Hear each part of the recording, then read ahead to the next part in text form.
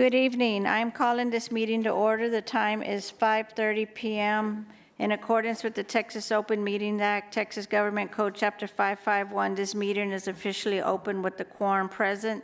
At this time, we will hear public comment addressing items on the agenda.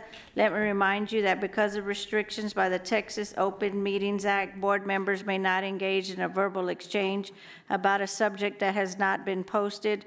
We will listen and take notes, but the board is prohibited from responding to any inquiries made during a board meeting on any topic not posted on the agenda. However, the board may reply with 1, a statement of specific factual information given in response to the inquiry, 2, recitation of existing policy in response to the inquiry, or 3, direct a person to visit with staff about the issue.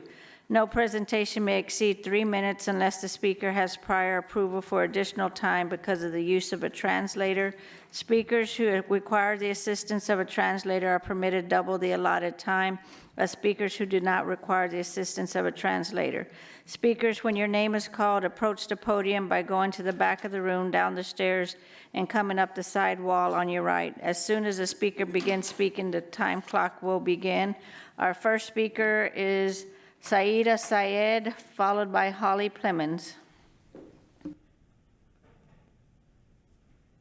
Rodriguez, can I ask if we could go after the presentation since that's the only thing we can talk about? No, ma'am, you have to go after. Before.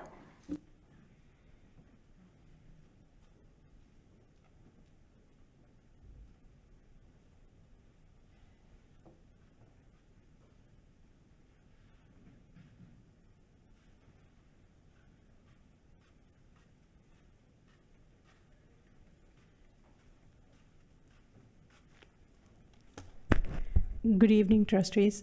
I am Sayada Syed, and my address is 6705 Sapphire Circle, North Colleyville, Texas, 76034. And I'm representing myself. I'm running for TAD board appointed position. There are 5 TAD board appointed board members, and the main job of the TAD is to follow property tax code. Nothing else. That's their main job. I believe they are deviating from that, and I would like to, little bit of my introduction. I have master's degree in mechanical engineering. I ran for TAD for the in last municipal election, and not successful in that one. But I'm running for the appointed position, and that's why I'm here. And what I would like to say about that, you are the biggest. ISD has 597 votes on TAD board. Please, I'm encouraging all the ISDs and all the taxing entities to please vote for all candidates on the ballot. So if you at least give 1 vote to each candidate, then you have a right to recall that candidate, recall that board member when they are not following the property tax code. And I would say September to October 15th is the nomination period. I would be very happy if you nominate me. By October 30th, Chief Appraiser will send the ballot to all the taxing entities with the letter, and by December 14th, you have to give all those votes for appointed board members. It's 597 votes, and it should be on the agenda, a resolution and a public hearing and everything. Send it to them by December 14th. That's the deadline. If you send it on December 15th, it will not count. My schedule is very open. If somebody wants to talk to me or meet me in person, I'm available for that. The clock is ticking on me. So thank you for your time, and hope to have your vote. Thank you very much. Thank you. Holly Plemons. Holly Plemons, mom of three, taxpayer in Fort Worth ISD. Dr. Rodriguez, as the school board president, you have the discretion to let me go after the presentation. Whenever Ms. Jackson was the president, she allowed that.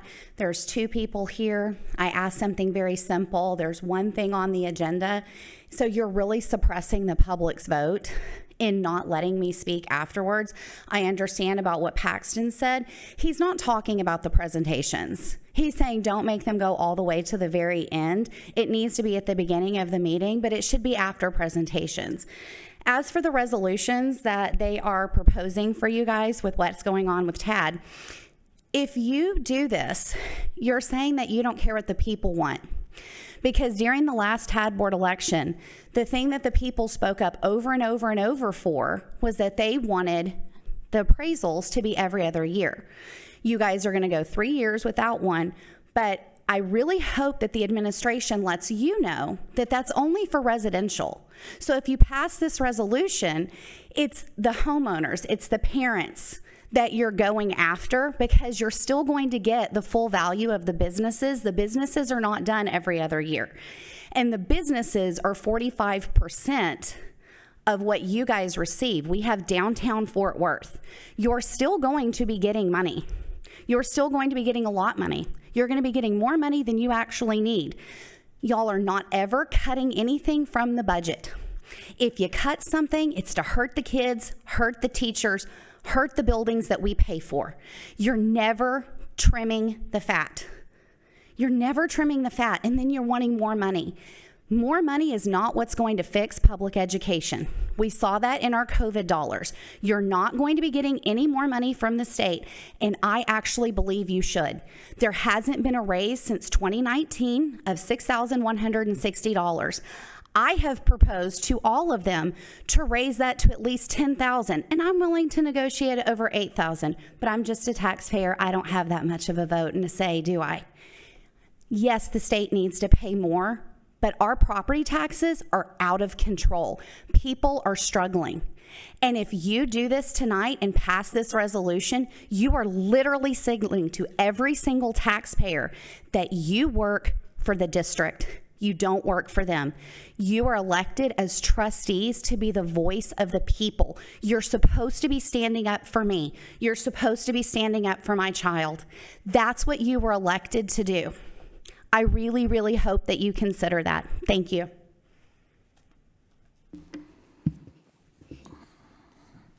Next on the agenda is presentations. 3A, impact of 2024-25 reappraisal plan for Tarrant Appraisal District, TAD, and related 2025 budget. Dr. Ramsey. Thank you. This evening, presenting will be our CFO, Carmen Arrieta Candelaria. Good evening, President Rodriguez, members of the board, Dr. Ramsey. Carmen Arrieta Candelaria, Chief Financial Officer.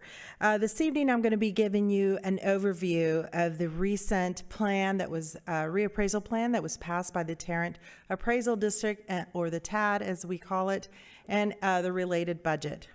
So on August 9th, there were 4 major components that came about as part of that reappraisal plan. So the first one was that the reappraisal plan that the chief appraiser consider a property's previous property appraisal, settlements and reductions in value, when subsequently appraising that same property's value. And this was really targeted to reduce, in part, the number of protests that they had been receiving, so that information would carry over year to year, as opposed to having taxpayers having to go back and relitigate or reevaluate their property. The second and the third kind of go hand in hand. The second one is the reappraisal that requires the chief appraiser to only appraise residentially coded properties every 2 years within the parameters allowed by state law. And then number 3, that did not reappraise residential property values for tax year 2025 at current 2024 property values, except for new improvements and construction. I have a lot more information on those 2 and number 3 that follows. And number 4, that required chief appraiser to obtain and rely on clear and convincing evidence of the market value of a residentially coded property whose market value increased over a threshold value of 5% or more than the market value as determined in the prior year's appraisal.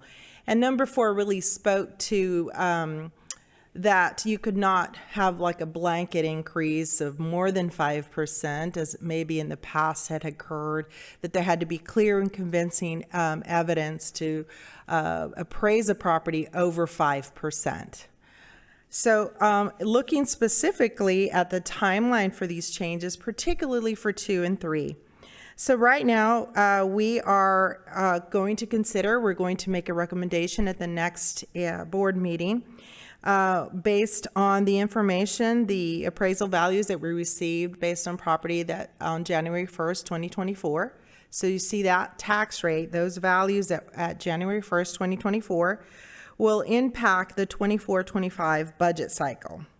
But then next year on January 1st, 2025, once again, those values would be frozen at 2024 levels. And again, this is just for residential values. This would also not affect new construction or improvements. There is that 10% residential cap that still would apply. So there are some properties in the queue that have been appraised at more than 10% of its market value. And so next year they would incrementally go up to that. If it's more than 10%, it would go up to another 10%. So it would not apply there, so we would get some growth there. So these values would impact the 2025 tax rate and the 25-26 budget cycle for Fort Worth ISD. In January 1st, 2026, there would be no reappraisal according to the plan for residential properties. Again, this would not apply to new construction or improvements. The 10% residential cap would still apply. So if there was still some increase over that cap that didn't get increased in the prior year, then that would then continue that growth for that particular property.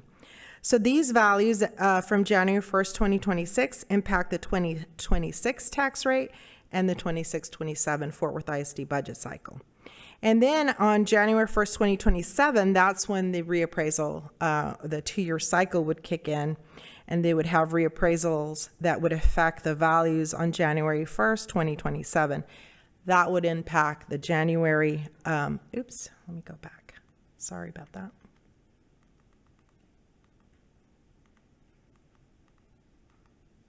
That would impact the 27-28 Fort Worth ISD budget cycle. So as you can see from where we stand today, it really is 3 years before we saw a significant increase in the residential property values.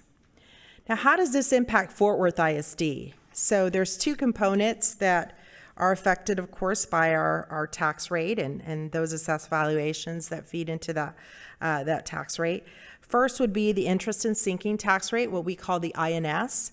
So it could potentially result in a higher INS tax rate and or overall higher cost over the life of the outstanding debt. And I'll talk a little bit about that in the next slide. There also could be a mismatch between the local appraisal rolls and the property value study values, which would result in lower M&O or maintenance and operations, which affects the general operating side of our budget. So first, let me talk a little bit about the INS impact, the debt side. So if we have stagnant property value growth, it could mean that we would have to assess a higher INS tax rate that would be needed in order to meet our annual debt payments. This could also limit our ability to pay down some debt in the future if we had an opportunity to be able to lower the refund debt or defease some debt. We would not have that ability to take advantage of those opportunities. Right now, our tax rate is being proposed at 27.55. That's what we're going to propose next Tuesday. And so what we have done in the past is that we have a very conservative debt model that we have developed to keep us under the 29.2 cents that was promised to the voters as part of the 2021 bond program. I'm highly confident that it more than likely we would stay under that 29.2 with the assessed valuation growth, because we have adopted some very conservative principles regarding that. But we still have, but we don't know what the assessed valuations would be, if they would be below that model or how they would actually materialize. And we still have $461 million to issue. So there is these potential risks that we have with regards to the INS side of the house. On the M&O, or the general fund, as you may be aware, under current law, the property values assign values that they're used to determine what our local share of the foundation school program entitlement. So basically it's a very complicated formula. I've tried to give you just a brief a view of what would happen to the foundation school program calculations in the event that we had that if local values were found to be invalid under that PVS, and then state values would be assigned for the purposes of the foundation school calculations. Basically, if they are found to be invalid and we have to use state values, then we could potentially lose state revenues. Okay. We're not in that situation yet. I'm going to walk you through what could happen if that does happen. But the importance of that property value, it cannot be understated, because it does drive many of the calculations in our funding formula. So this is very important for Fort Worth ISD. So there's two areas. First is the tier 1. So this would be called our entitlement money, that we generally generate money from students. But there is also a component where the appraisal values are used. And so for the first area is there's a gap between what we can actually raise locally, i.e. tax, based on the certified values, and then what the district's calculated foundation school program tier 1 local share. So that's on the tier 1. And on the tier 2, there's another opportunity for us to be able to generate dollars and calculate calculate revenue for the district from tier 2 based on the amount of pennies that we levy. Right now we levy about 17 cents of 17 pennies that we utilize. So we're maxed out on tier 2, but there could be an effect if our PVS values come in lower than our TAD. So this is from a historical perspective, we have not been in a position where our values have been less than the PTAD. So walking you through this particular slide, this is really the heart of the issue. So beginning in 2021 and all the way to 24-25, the numbers in red we have estimated and been pretty close to those estimates over time, because our value growth has been predictable and consistent. But first and foremost, the first column, or the first bullets, is the TAD, is the appraisal district preliminary values that we receive. We receive those in April of every year. The next measure is the TAD certified. That is less, typically less, historically has been less than the preliminary values. And those come in July. So on July 25th, we received our appraisal values. That's that $57,515,000,000. Okay. Then in January of every year, we receive the PTAD preliminary values, which are the Property Tax Assistant Division of the Texas State Comptroller. So the PTAD values are those values that the state says we should be around based on their methodology.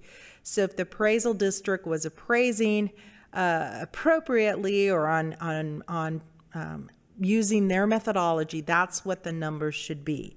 Typically, that has been, or historically, it has been less than the TAD values. Keep in mind that the TAD certified values are the values that we utilize to tax and create our tax rate, okay? So then in January, we get the PTAD preliminary, and then in August of every year, so this would be August of 25 for this year, that's when we get final notification of the PTAD value that's final, that is used in the final calculation of the funding formula. So all of this is based on estimates. We run many, many numbers related to and try to come up with an estimate, but we are merely guessing. So the issue for us, the risk for the district, is that that number, the last number in the last column, the PTAD final, would be less than the TAD value at certified. Because basically that signals that we can tax less, we're taxing less, our ability to collect taxes would be less than the amount of money that they are basically telling us we should have gotten. So if the TAD fails the state's property value study and the state utilizes a higher property value than the TAD certified values, the district will lose money. Okay? So we are a recapture district. This will be our third year of recapture. So we have seen it grow from 2.4 million to 5.2 million, potentially a little less before we reach the final for this past year in 23-24, to potentially 8.4 million for 24-25. When we grow higher than the state average right now is 2.87. We grew about 5%. So we are having to pay recapture, and that's how it's calculated. That's one of the factors in the formula for recapture. So when we grow higher than or less than that, we could potentially, in some cases, partially offset that lower than calculated local collections. But there is, on the tier 2 side, there's not a state aid mechanism nor a recapture adjustment for tier 2 that makes up for the shortfall between the collections produced by the local appraisal and the calculated PVS T2 levy, which is the amount that's used in the formula. So that is the risk. The other risk is what I indicated about the timing. So we base our budget first in April of 2024, where we come to you with an estimate, right, that we build and pass our budget on. And then in July, we have the certified values, and we adjust, and we come to you with a tax rate for the year for 24-25. But then in January of 25 is when we'll first start to get the PTAD preliminary values, and it will not be until August of 2025 when we do a settle up with the state. So we're dealing with a lot of estimates, a lot of large calculations, but the timing, so for example, if we get our first look in January at what the PTAD is going to be, we only will have about 5 months to pivot, whether if that is a reduction in the revenues, we've got to come back, we've got to figure out what we're going to do at that point in time if the revenues are significant. On the INS side, we rely mostly on the values that's already generated, so we have a little bit more flexibility. But on the M&O side, that timing, we don't have enough time for that fiscal year to be able to respond to a reduction, because that would mean cutting expenses or dipping into fund balance, whatever we would need to do to make a financial decision on that information. Okay, so I think that is some of the risk. The risk is that if we don't have enough funds, if we do not have if the state's values come in higher, we're going to lose money. Okay, and I have run some models. Again, they're very preliminary, they're based on all kinds of assumptions. And I ran a model on 5% from a differentiation between the TAD value and the P-TAD value. I ran a 10% model, and there is a significant decrease in, and we could potentially lose revenue from the state. And so these are the possible board action that you could take. You could there are 2 resolutions on the agenda for your consideration. One is to oppose the TAD's reappraisal plan, and the second would be to disapprove the TAD budget, to signal to them and urge them to reconsider that reappraisal plan because of its impact on Fort Worth ISD. So with that, I stand ready for any questions that you might have with regards to this.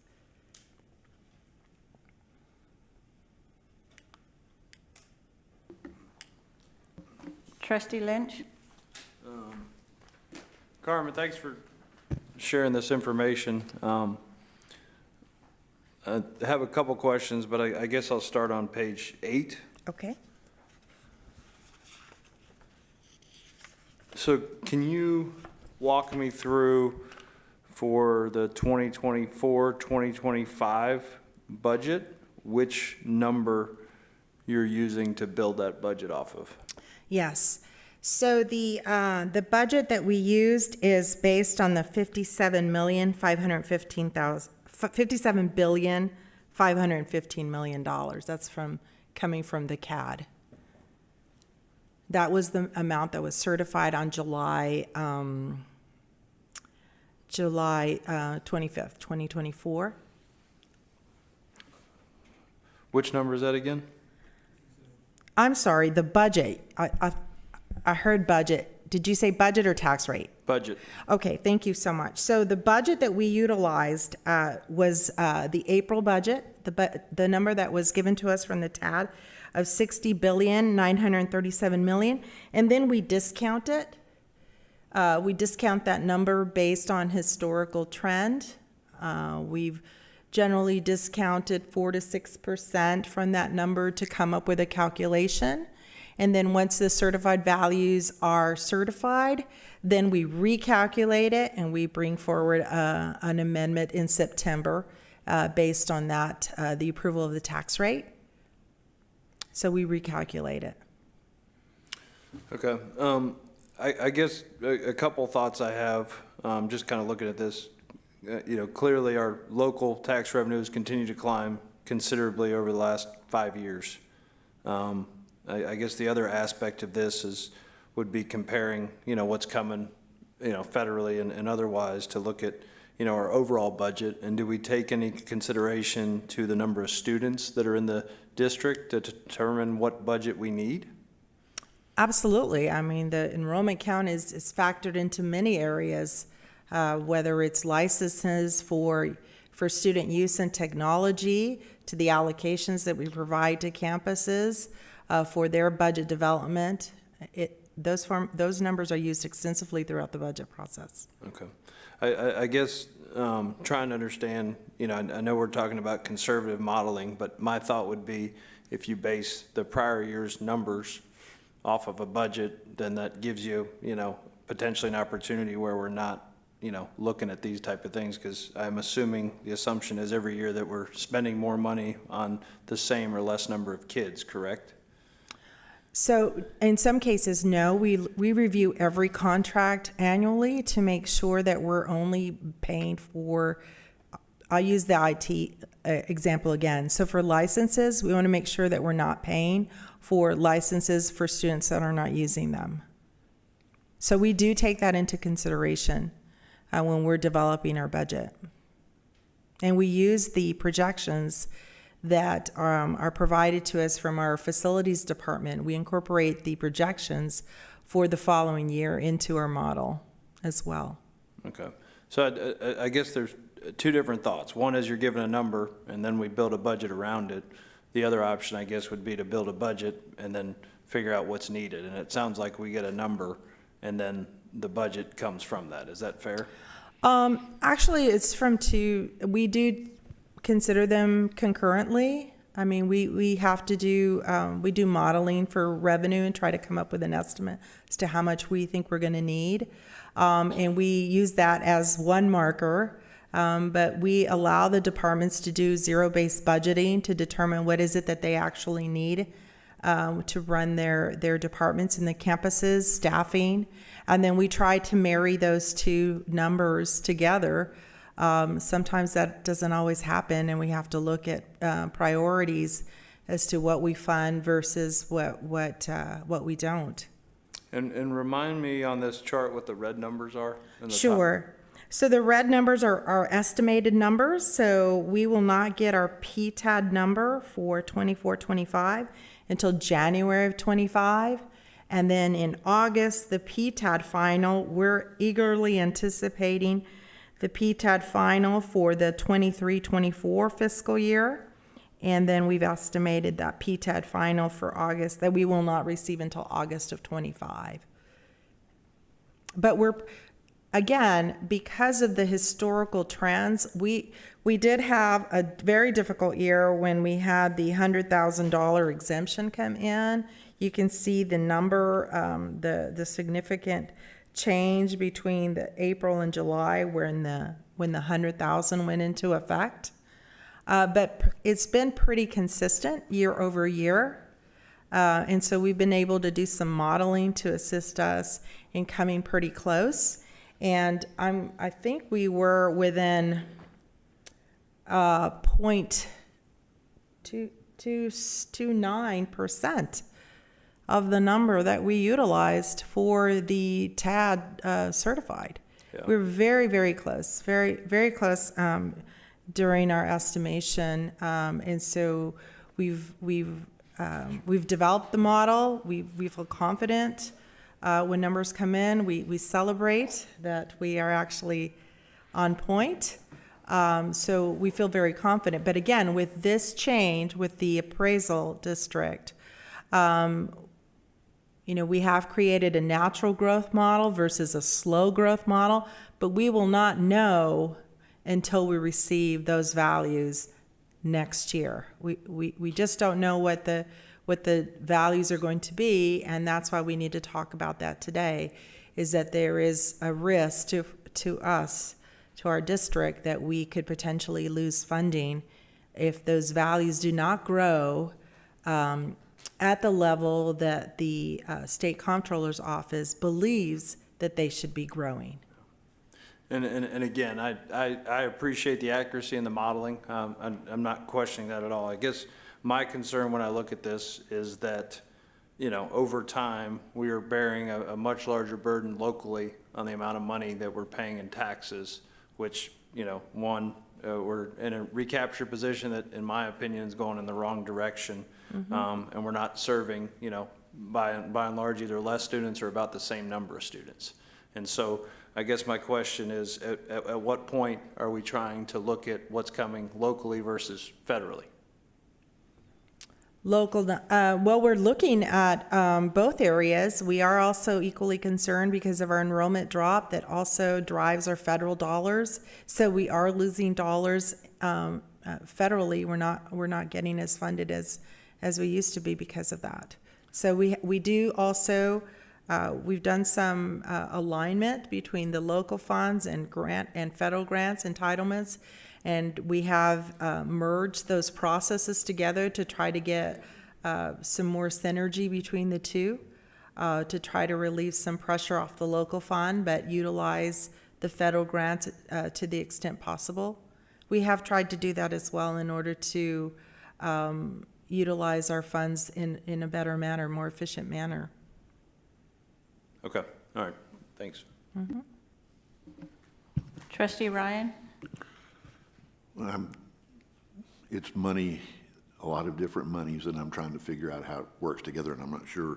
Okay. On recapture, does that come in the difference between the TAD certified and the PTAD final?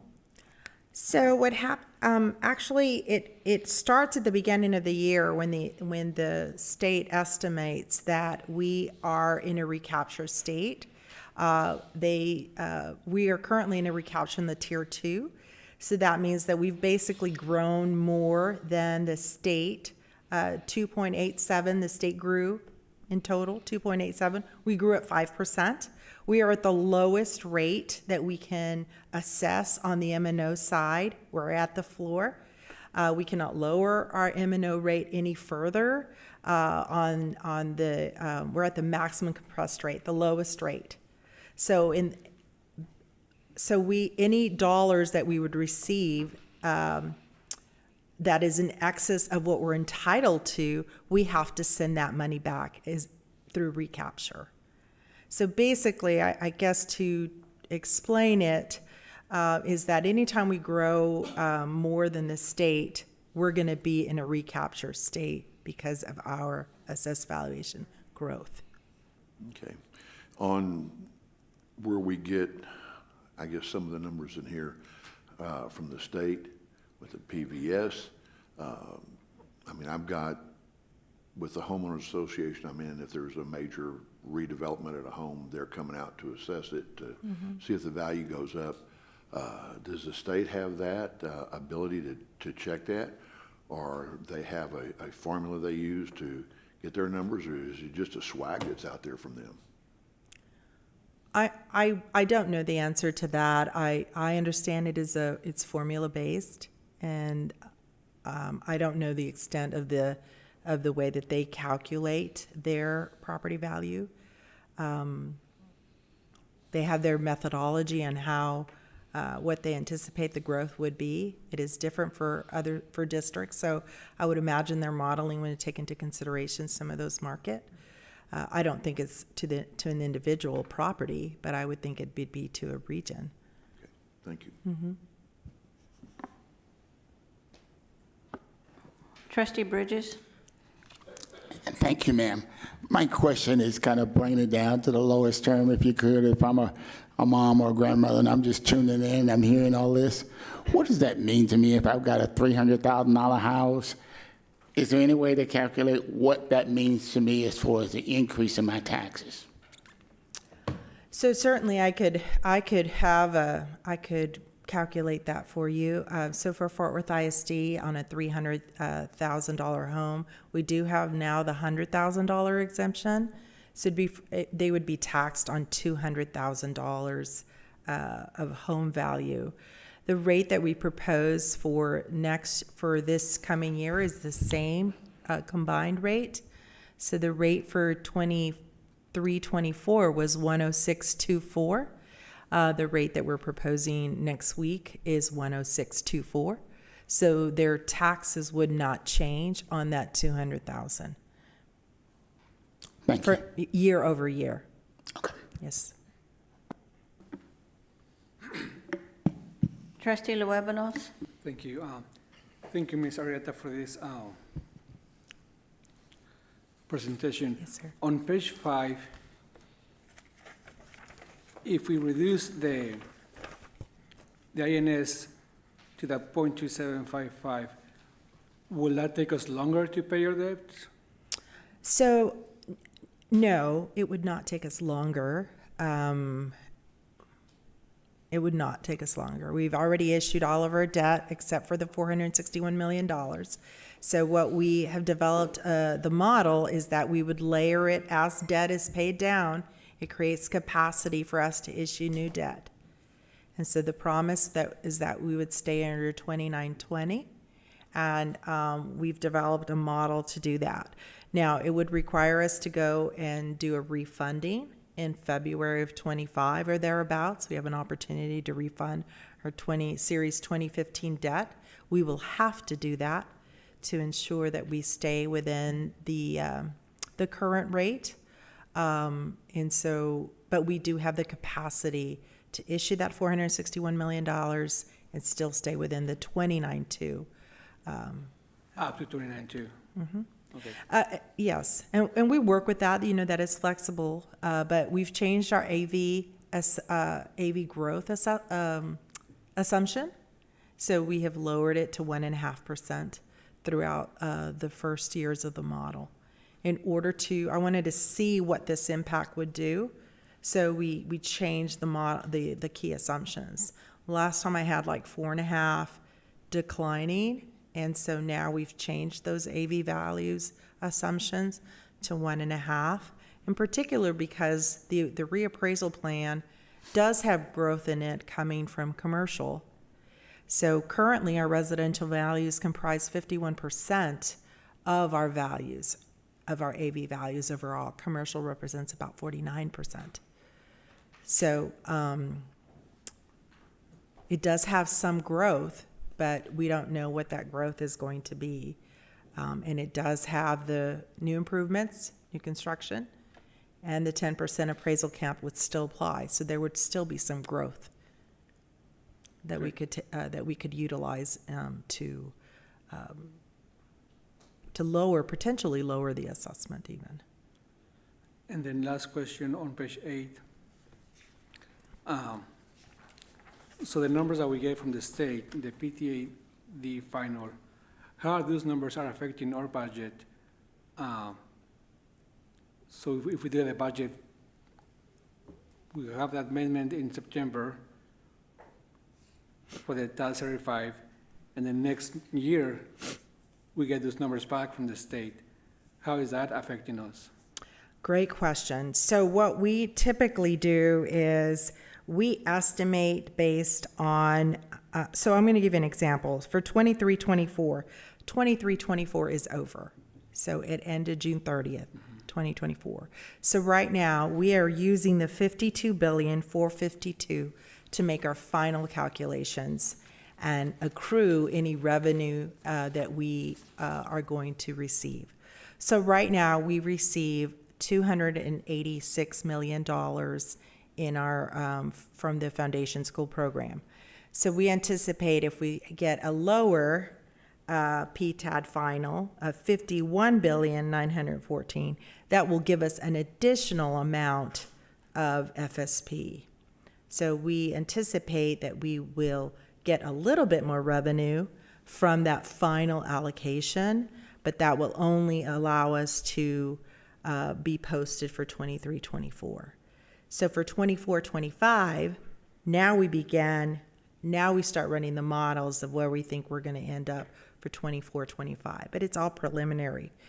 And so that's how we manage our revenue estimations. I'm not sure that if I answered your question. Did I answer your question? But if we got the final of 52 and the state came back with 51, that $1 billion difference, is that accrued for from 23 to 24? It's accrued at 23-24. We're still making adjustments. For last year's? Yes, sir.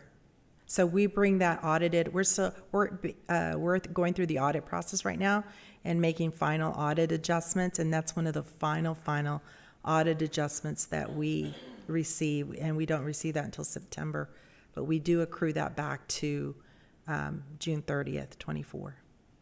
And we can reverse it back this coming year?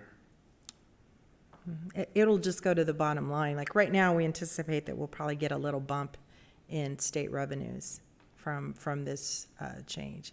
Okay, Okay? thank you. Trustee Lynch? Yeah, again, these are more, I guess, kind of big picture questions and nothing against kind of how you model.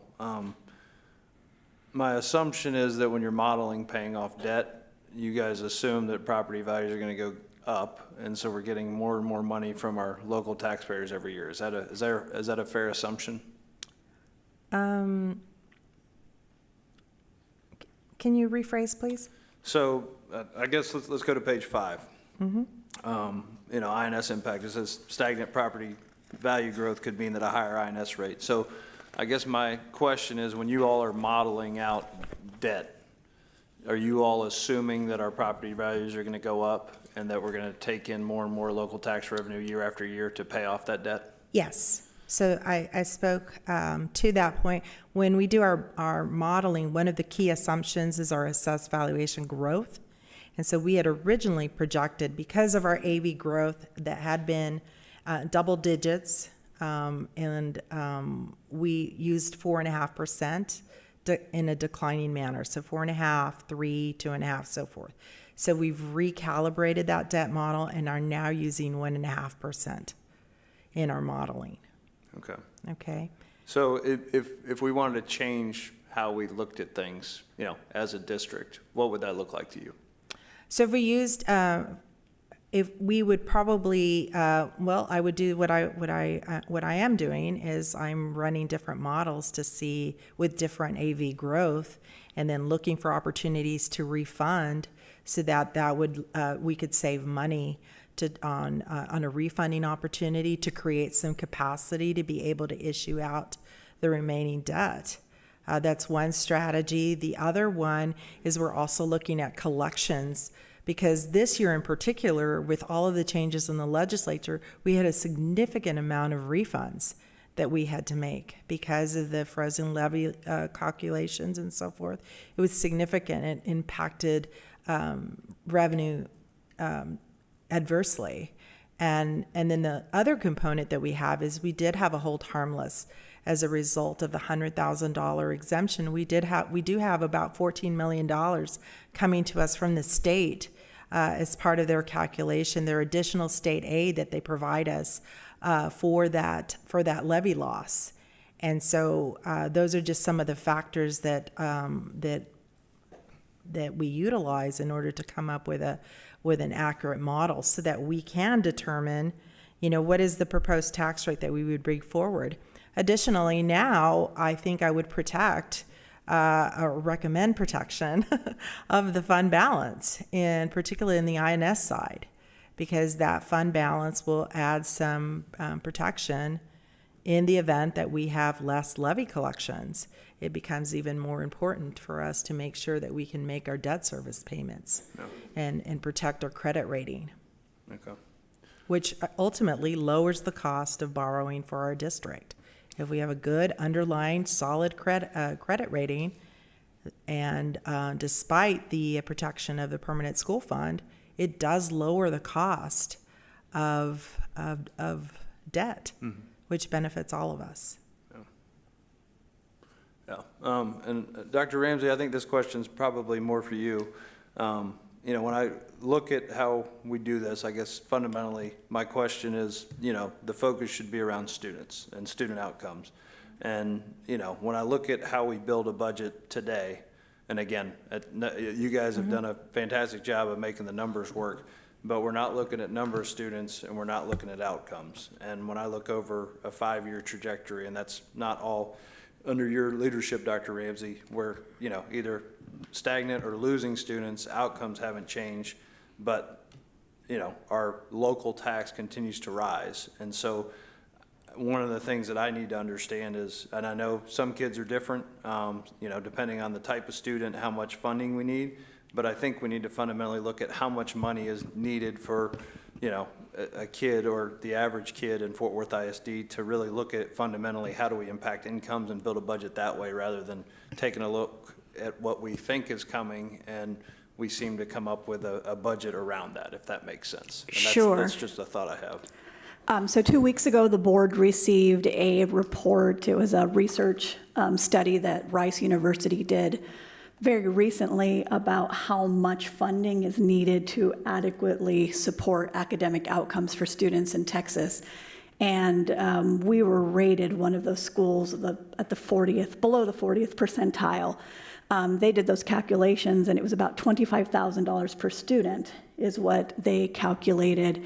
24,000 and change, actually, that Fort Worth ISD would have to provide to adequately fund for each student.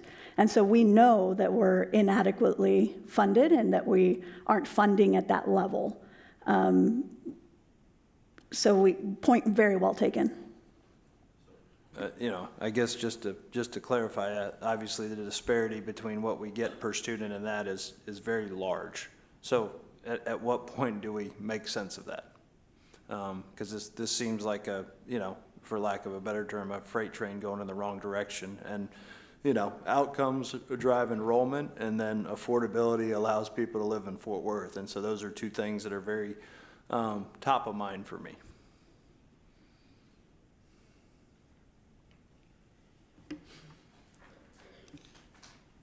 So the proposal is to have no new, or no appraisals for 2 years, correct? Actually becomes really 3 years. 3 years, okay. Because the 2025 values would be frozen, and then we wouldn't have values until the 2027 that would go into effect. So it's every 2 years. The plan calls for every 2 years with for next year to be frozen, and then they start every 2 years. But in effect, it's really 3 years from January 1st, 2024. Okay, so if we have no new revenue for 3 years, how are we supposed to educate our kids and pay for the inflation, the supply costs, the labor, the regular maintenance with no new money? Well, so during the entitlement funding, the way that the tier one is funded, it is based on number of students, and so there is I guess that share between local and state. I really think it affects us on the tier two, where I think we would get less money, and then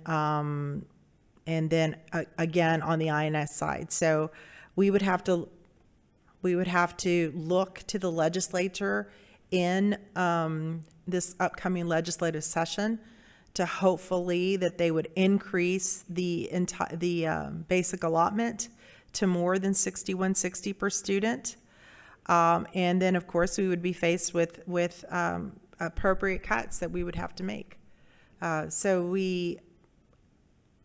I think that's the biggest challenge for the schools and for our district, is that we have taken hits over the course of time with unfunded mandates, a lack of increase since 2019 in the basic allotment, and some of these changes that happen where it really handcuffs our ability to be able to raise our taxes or tax rate to be able to add additional revenue for programs that we may need. TA dictates, other than the enrichment penny, they dictate to us what our tax rate would be, which right now it's $61.69, which is the lowest it can go, plus 17 cents. And so that is, and those were outside of the 5 pennies, those are elected, those are voted upon. And so we are at that point. We are not like cities that can adjust and increase a tax rate. I know that there are certain limits, but they can increase the tax rate. They can increase a sales tax if they're not under the cap. There are things that they can do that we cannot. And so we are trying to determine what the impact of this plan would be. It's difficult to determine what that is because there's a lot of different factors going into play. And we don't have a history of a reappraisal plan that's been in effect as I demonstrated to you with the numbers. It's very predictable. It's very consistent. And so we've not, to my knowledge, we've not failed a property value study. And so it is difficult to determine what our revenues will be, but I can tell you that I think with this plan, we will have stagnant revenues coming in for M&O, and inflation continues to rise. We still would like to give our employees a raise, compensation, to be able to recruit and retain our employees. So I think it'll be very difficult, and this is just another peg in the wheel that makes it very difficult. And I think I heard that from all the fellow school districts that I've been talking to here in Tarrant County, many of whom went to the meeting on August 9th and indicated their concerns about the plan and how it impacts districts throughout this county. Okay, thank you. And it's just frustrating because of the inaction of our state legislature, TAD deciding to do this without any warning. In the end, it's hurting our students' education. And we cannot continue to cut and not affect the classroom and retain our wonderful teachers. So, I mean, this is frustrating. It's very clear that the governor does not support public education. So I do not know how we're going to keep a workforce in this state. I'm sorry, just my soapbox, but okay. Thank you for sharing your thoughts. We are now, the time is 6:26. The date is Tuesday, August 20th, 2024. We are now recessed and reconvene for executive session as authorized by Chapter 551 of the Texas Government Code under Sections 551.071, 072, 074, and 076.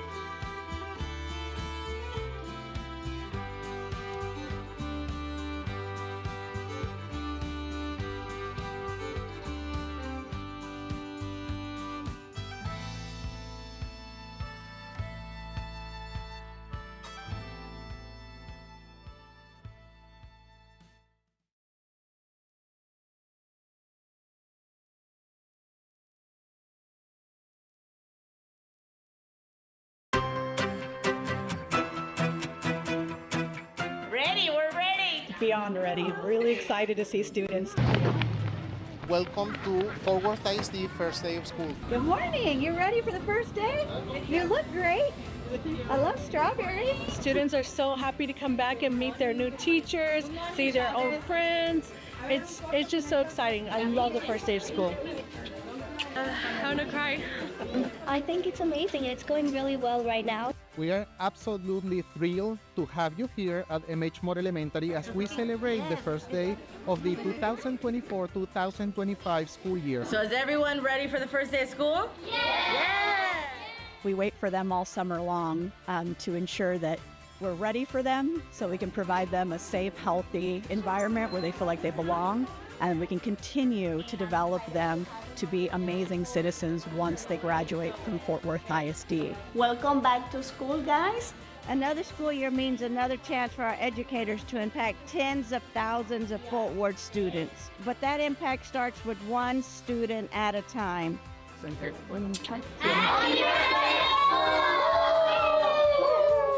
All right, well, you go out and have the best day ever, okay?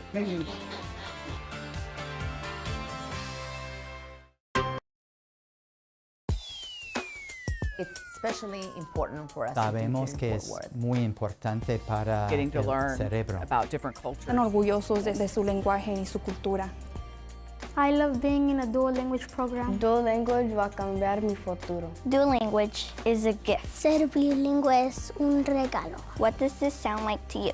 ¿Qué tal ahora? If you understand both, then you probably understand the power of two, el poder de dos. Ceremony. Muy bien, una ceremonia is a ceremony. Es una graduación. I like speaking two languages. Me gusta hablar en dos lenguajes. To be biliterate, to be bilingual for both our English and our Spanish speakers. It is just a world of opportunity for our students. Bilingualism is like going to the gym for your brain. Did you read the poetry homework? Sí, me gusta mucho la leí en español y en inglés. Como maestra de kinder, he visto cómo los niños aprenden un segundo idioma con mucha facilidad. El pasto y el pino son parecidos. I'm gonna put the tree. I think at their age too, they're like little sponges. So whatever you teach them, you can see it right there in that moment. Did you guys drink? Our students will be able to speak, read, and write in both English and Spanish. ¿Y luego se irán a las calles? Exacto. El cerebro de un estudiante que está aprendiendo el contenido en dos idiomas es mucho más poderoso que el cerebro de una persona que solo aprende en un solo idioma. As a native Spanish speaker, I understand the journey of becoming bilingual. So I'm incredibly proud of every student that participates in our dual language program. I'm also excited because I know the opportunities that they'll have as bilingual professionals and the leaders of tomorrow. You get to learn two languages. Diego is bilingual and we wanted to continue that tradition. La importancia para mí como un padre era que mis niños hablar los dos idiomas y escribir y leer en los dos idiomas. Do you normally speak English or Spanish at home? Both. It's fun to understand people in a different language. We do offer a one-way program in which, in that classroom, the only students that are there are those students who speak Spanish and are learning English, but they are taught in English and Spanish. In a two-way classroom, same type of instruction, English and Spanish. En la clase bilingüe. My English speakers are learning Spanish. My Spanish speakers are learning English. How many phones does the dog have now? Two-way itself is appealing because not only are the kids learning English, but the kids who are wanting to learn Spanish are also doing Spanish at the same time. And it ends up making them very biliterate, and that in the future is going to open the door up for them, just like it did for me. This one is supposed to be there and this one's supposed to be there. Good job. And I do really love the students, and I do love seeing them grow and learn. Los beneficios de poder hablar, leer y pensar en dos idiomas son infinitas. El Distrito Escolar de Fort Worth tiene la suerte de contar con maestros dinámicos que ofrecen una instrucción de alta calidad en cada salón de lenguaje dual. And what a benefit as a parent to know that you've got the most highly qualified teachers in a research-based program, and your kid's getting that for free. Una, dos o tres. I enrolled my child in a dual language program to give him a better opportunity in life. I wanted him to be able to speak with others around the world who are not like him. Help me talk to him. Yo pasé por esto cuando llegué a este país de México y estuve en el distrito de Fort Worth en el programa dual. It will make it easier for other people to talk to me and for me to talk to them in English or in Spanish. En los últimos 10 años, los trabajos que se están abriendo para personas que puedan hablar en 2 idiomas ha incrementado más de 150%. I feel it opens, bigger opportunities for him. Realmente una persona que habla los 2 idiomas vale por 2. No matter what they decide to do, the Spanish is going to help them. We like to say a superpower for all kids, and that's a strength that Fort Worth ISD has, that we can say we are developing students who are bilingual, biliterate, bicultural. But it's also a way to ensure that their opportunities are more than doubled whenever they do get out of our schools. The future is wide open and it's bright, and that's why my own kids are in dual language. All right, it looks like, and you find your answer.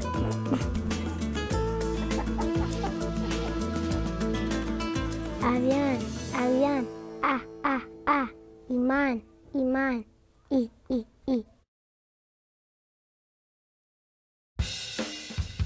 En el corazón de Fort Worth te espera un mundo de oportunidades. Bienvenido a las escuelas secundarias de Fort Worth ISD, donde la tradición se encuentra con la innovación y el potencial de cada estudiante se libera. Desde la emoción del descubrimiento en el laboratorio de ciencias hasta el triunfo en el campo de fútbol, nuestros estudiantes son alentados a perseguir sus pasiones. Con maestros altamente calificados y tecnología de última generación, los estudiantes de Fort Worth ISD reciben una educación de primera clase que los prepara para los desafíos del mañana.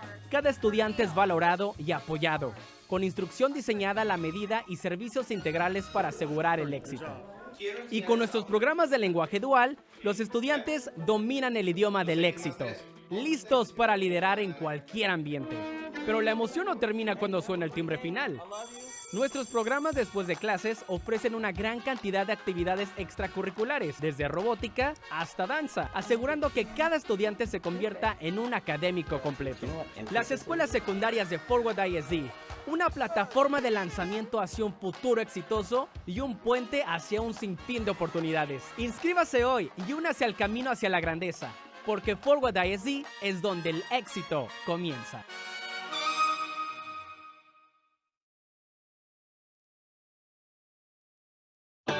Congratulations. Scene 1, 2. That looks good.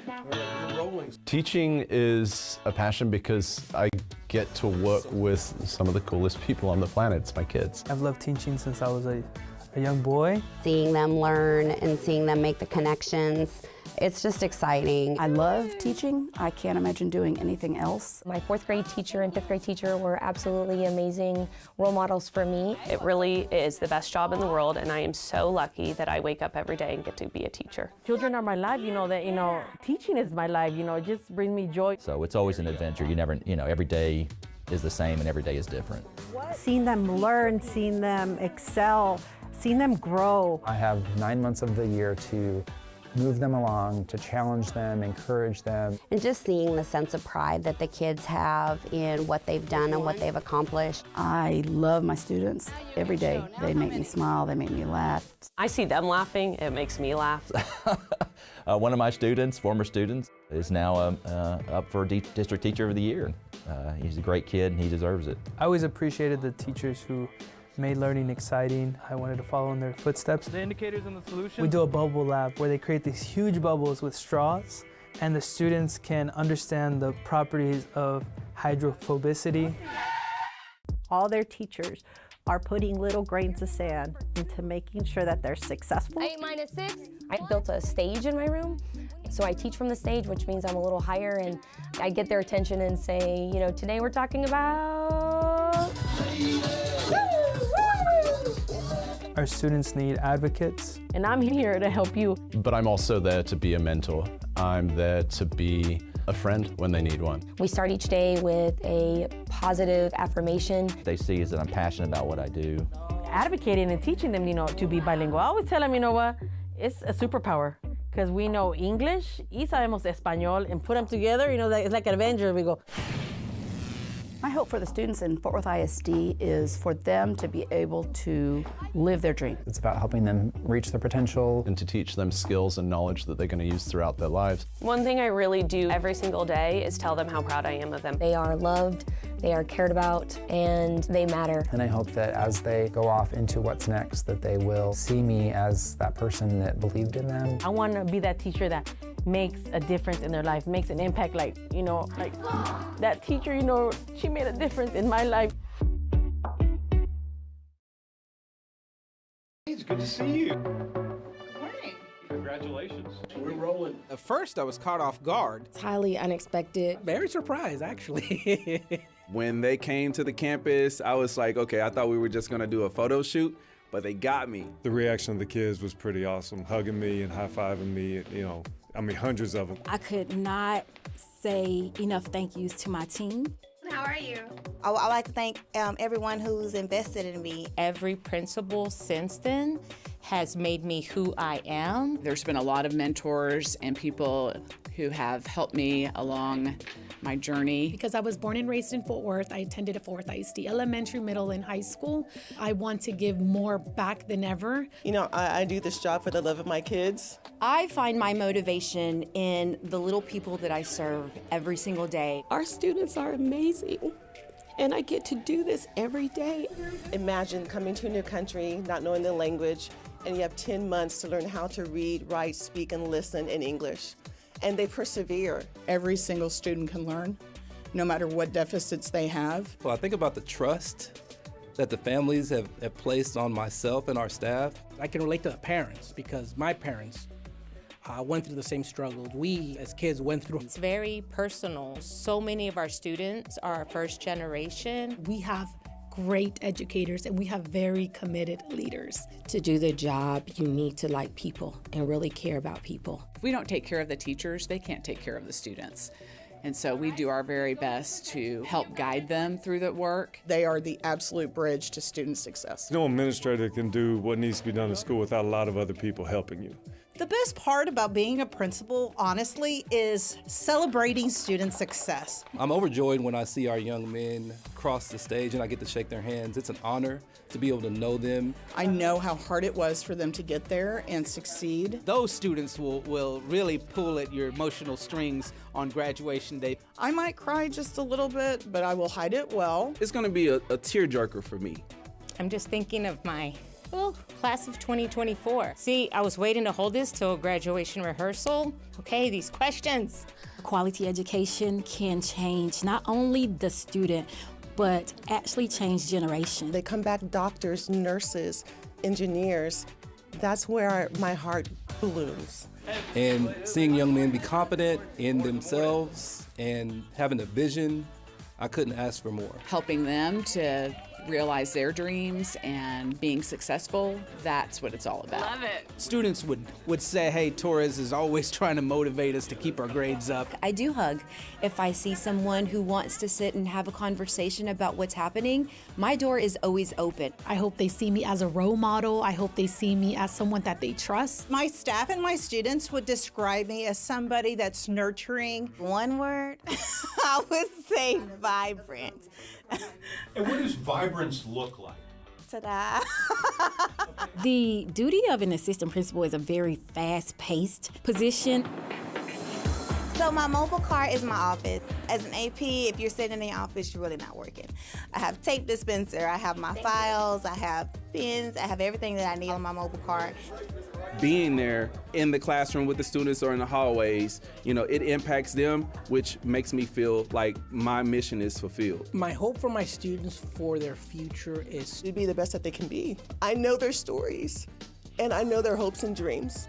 Pour into them, give them everything you have. You are what they are looking forward to every single day. The kids deserve my best, and if I'm worrying about what kind of day I'm having, I can't give them my best. Tomorrow, you have a brand new start. Tomorrow is a good day. You good? Yes. You need to stop. And to think this is gonna go on a big screen somewhere. Ah! Exactly. Being a principal is kind of like riding a bike. It's pretty easy, except the bike's on fire, you're on fire, everything's on fire. So, you know, but it's great, let me tell you.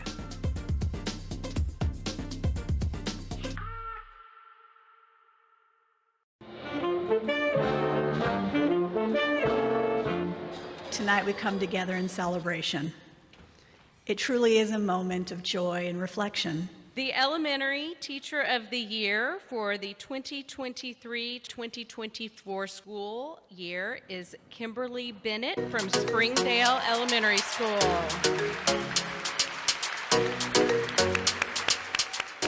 This has just been, I really do feel seen and what we're doing in our classrooms, and it's an amazing opportunity to show off our students.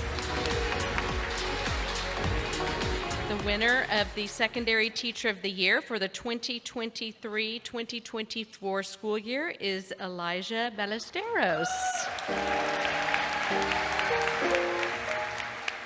I wanted to start off by thanking someone who I've known for many years. Although our relationship grew distant for the 4 years I went to college, they have always been there for me in my time of need, giving me the wisdom, understanding, and strength to carry on in this teaching position. Elementary Assistant Principal of the Year for 2023-2024 is Olivia Keener from Cesar Chavez Elementary School. I stand on the shoulders of some amazing educators. And the power of education, it is a tool that can take you far. It can really, really, and I stated in the video, it can change generations. Secondary Assistant Principal of the Year for 2023-2024 is Anel Saldivar from Northside High School. I'm honored to be part of this elite group of educators. Thank you to the staff and students I have interacted with over the last 16 years, as it has shaped me to be the educator of who I am.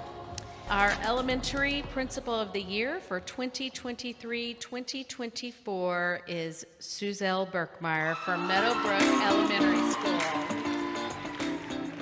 First and foremost, I want to express my heartfelt appreciation to the amazing students, teachers, staff, and parents who make our school community a vibrant and inspiring place. Secondary Principal of the Year for the 2023-2024 school year is Dr. Quanda Collins from TCC South, Fort Worth ISD Collegiate High School.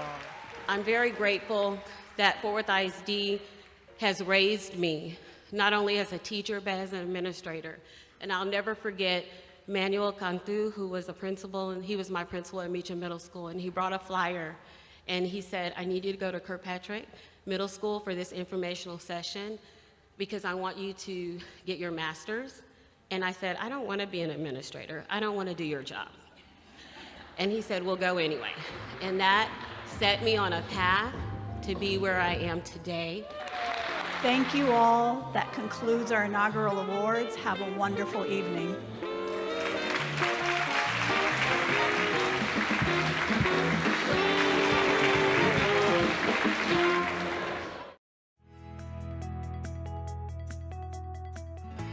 It's raining, yeah. Umbrella up, yeah. It's get the umbrella up, and when it's sunny, yeah. The umbrella down and glasses out. We're having a showcase with our students that are building Lego robotics. We do this really to help kids learn to speak, listen, read, and write in English and practice those skills in the summertime. Summer school is very good. I like my robot. Some of their English is better than others, and they need that practice because they're not going to understand it or get any better if they don't practice. I like the class. The teachers are so sweet and their behavior is so good. They teach me so well. I learned how to make robot, and I learned about bicycle, how to make it, how to do it, and that's so cool. Some of them have these machines that follow black lines, and to me, I'm telling them this is like a driverless car. I'm hoping that the big takeaway is that they're going to, a seed has been planted in them to take it to their future life and their future academic. Like today, we was doing like making robots with our friends, have fun. They get the robotics and engineering skills that they can kind of take on to other things, and they're starting to think about ways to solve problems that are a little more innovative than what they get in the traditional classroom.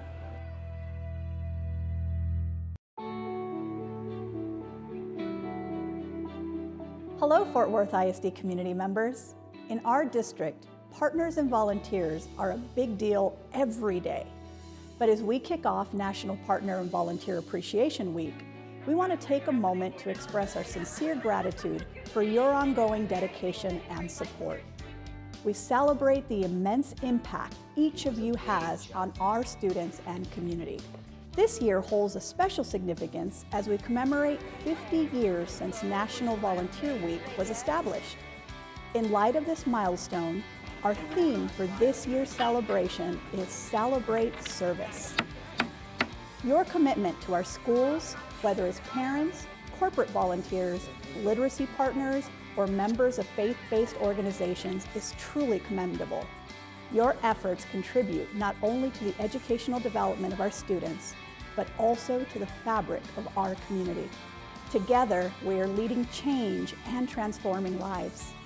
Your unwavering support, especially through mentoring programs, playground builds, learning gardens, and more, has been nothing short of remarkable. Your dedication ensures that our students have the resources they need to thrive. As we come together with the country to honor your service, please know that your contributions do not go unnoticed. You inspire and sustain our mission, preparing all students for success in college, career, and community leadership. Thank you for all you do for the students and families of Fort Worth ISD. Thank you, volunteers!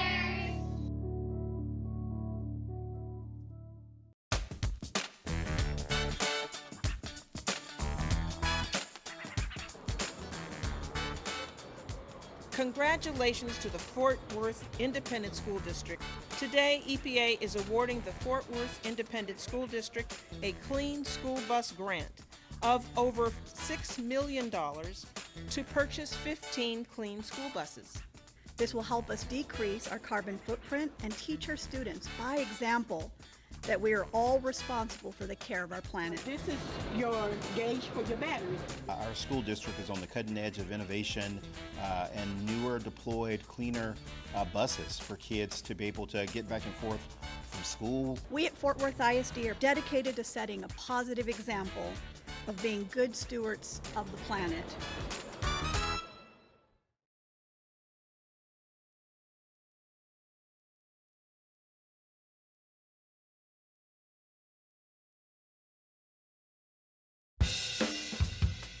In the heart of Fort Worth, a world of opportunity awaits.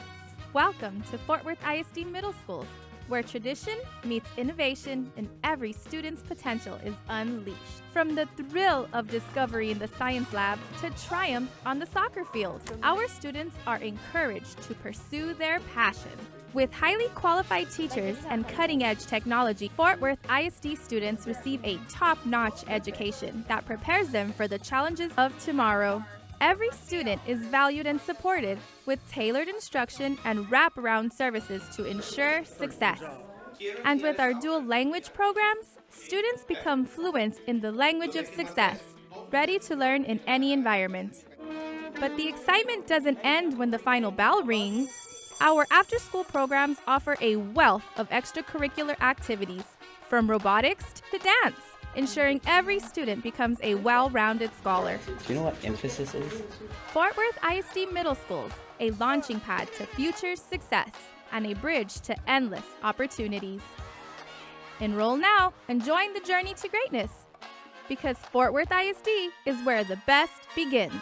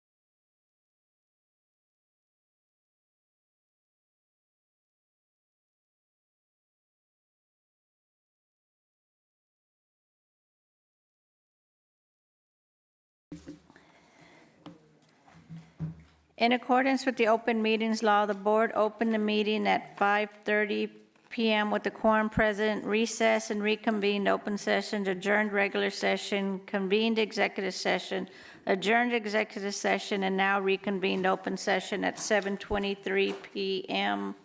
with the quorum present. Let's move to action items. 5A, approve resolution opposing the Tarrant Appraisal District 2025-26 reappraisal plan. Do I have a motion? So moved. Trustee Dar, Trustee Jackson? Second. You second? Okay, thank you. Any discussion? Please move to voting.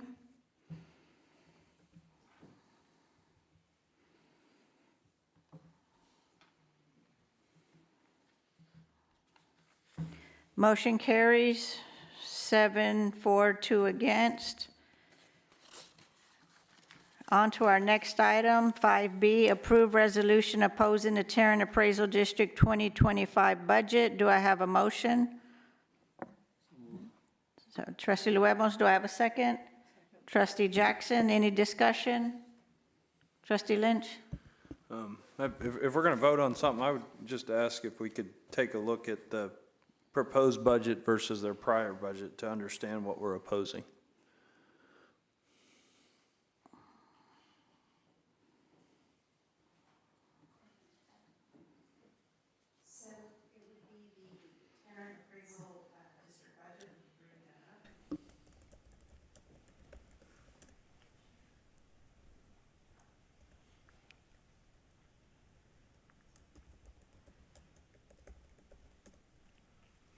Would you like for me to send it to board services for display in the monitor? That would be great.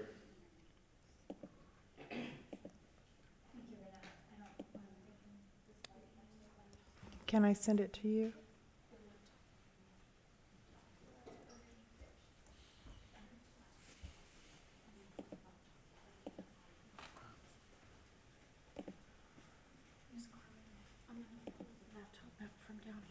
Okay. There's one in here. I sent it to Cynthia. Yeah, but we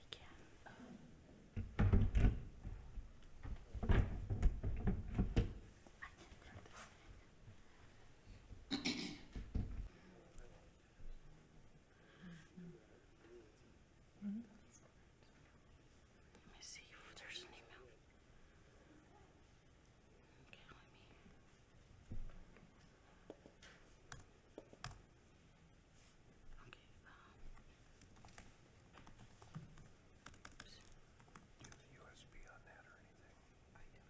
Okay, let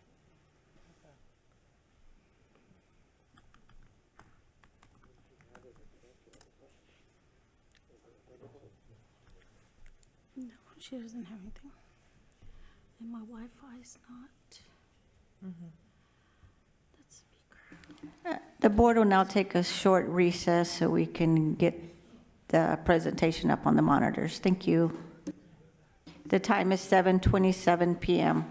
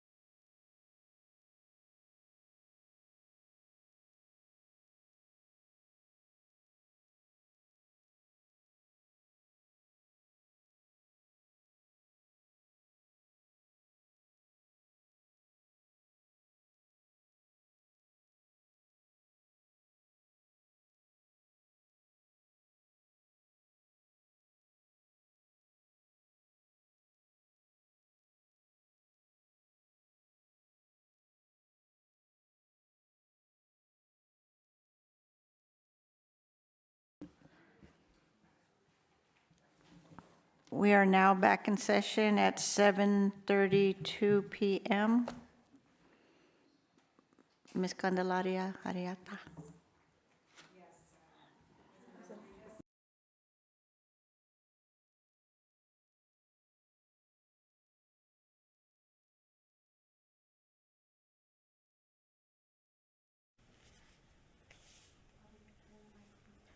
Test. Yes. Again, Carmen Arieta Candelaria, CFO. So before you is the Tarrant Appraisal District Budget Summary and Financing Method. This is the information that I received based on the latest version from the Tarrant Appraisal District, reflecting the budget that is contained in your resolution before you for consideration. So the budget for 2025 is $33,585,297, a 14.12% increase from the current budget of $29,428,906. And then below the line reflects the taxing unit allocations, as well as other sources of income that they have in order to finance the budget. And there are the percentages. 51% of their budget is for direct salaries, and 67.5% of the budget represents the all-in salaries plus benefits. And then the remaining amounts are the 32.5%, or $10,917,000 is reflecting the other components. Again, the two major items is for the IT. So you see those, the increases in those respective line items. And that was what was told to us that were made up the primary changes in the budget.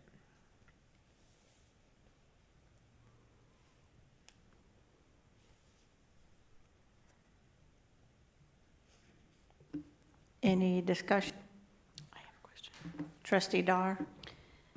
Thank you, President Rodriguez. Is the IT expense that you just referenced, line item L, material supply and services, that caused the 165.9% increase in the budget? Because that's a huge jump from 1.6 million to 4.4 million. I believe it is in that item. There might be another part of the component in line H related to the implementation services. I understood that the cost of the software alone was $2.5 million.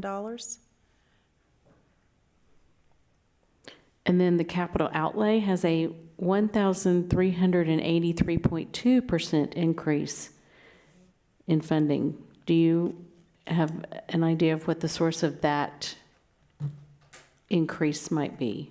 I don't have that specifically. Okay. Thank you. Mm-hmm.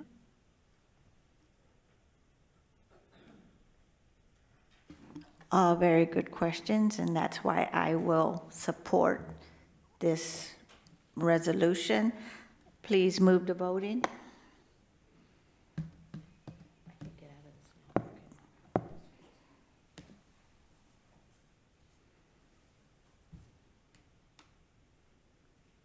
Motion carries 7-2.